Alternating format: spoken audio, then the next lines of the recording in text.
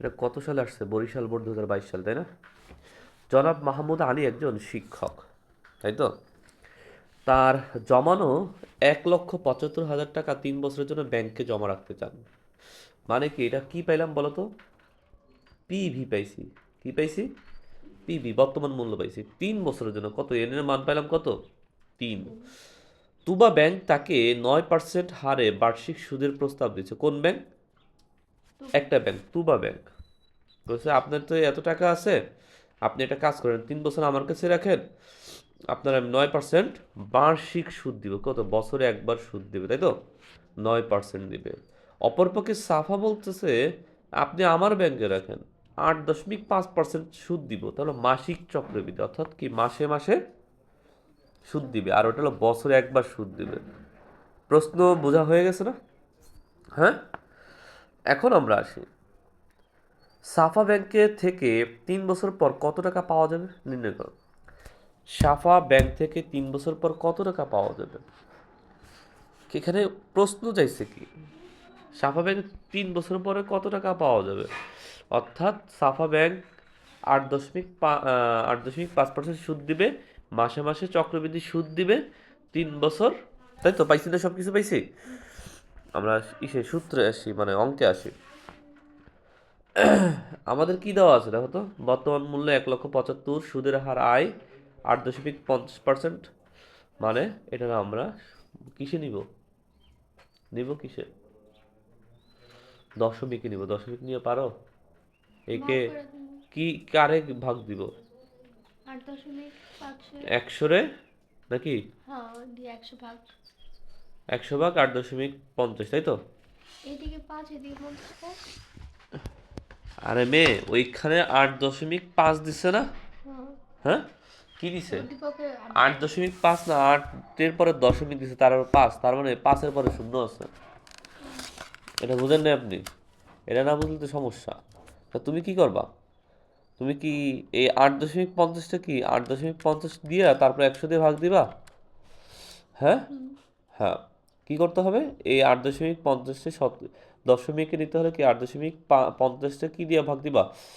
100 দিয়া ভাগ দিলে কি আসে?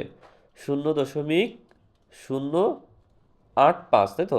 মেয়াদ আমাদের 3 বছর দেওয়া আছে। মেয়াদ কত দেওয়া আছে? 3 বছর দেওয়া আছে। আচ্ছা, চক্রবৃদ্ধি কত বলো তো? তুবাতে, তুবা তো না, ইয়া, সাফা। সাফা ব্যাংকে কত? 12 বার। এম কত আসবে? 12। কেন? মাসে মাসে মাসে মাসে। বলছো মানে প্রতি মাসে একবার চক্রবৃদ্ধি, প্রতি মাসে একবার সুদটাই আসল হবে, তাই না? এটা হলো মাসিক চক্রবৃদ্ধি। আমরা জানি ভবিষ্যৎ মূল্য, এখন সূত্র আসে, আমরা জানি কি ভবিষ্যৎ মূল্য এফবি সমান সমান পিবি। এটা তো জানি, সূত্র জানি না মুখস্থ। হুম। এফবি সমান সমান পিবি 1+IMN ইন্টু এম। আমরা জানি এমটা আসছে ওই উম, চক্রবৃদ্ধির কারণে। মাসিক চক্রবৃদ্ধি হয়েছে দেখে এম এর মান কত? 12। 12, তাই না? আচ্ছা, এখন আমরা সূত্র প্রয়োগ করি। প্রথমে পিভির মান 1,75,000, তারপরে 1-এর 1 বসছে, আয়ের মান আমরা পাইছিলাম উপরে, এই যে বের করছিলাম, সেটা এখানে বসাইলাম। তারপরে এন ছিল 3 বছর, এম ছিল 12। হ্যাঁ, এম ছিল 12, এটা ক্যালকুলেশন করবো। প্রথমে ক্যালকুলেশন করবো, এতটুকু ক্যালকুলেশন করবো, তাই না? এতটুকু ক্যালকুলেশন করার পরে যা বেরোবে তার সাথে 1 যোগ করবো। তারপরে 1 যোগ করার পরে যা আসবে সেটা হলো 3 × 36টা। হুম। এই 3 × 36 পাওয়ার দিয়ে করবো, কি করবো? হ্যাঁ, পাওয়ার দিয়ে এই মানটা বের করে ফেলবো। পারবো না এটা আমরা? তারপরে এটার সাথে 1,75,000 গুণ দিয়ে দিলে যা আসে তাই, অর্থাৎ 3 বছরে আমরা এই 1,75,000 টাকা রাখলে 2,25,627 টাকা, হ্যাঁ, 0.85 টাকা পাবো, তাই তো? হুম। এটা হলো এই তোমার কি ব্যাংকে? সাফা ব্যাংকে, তাই না? নাকি? সাফা। এখন আসি প্রশ্নে।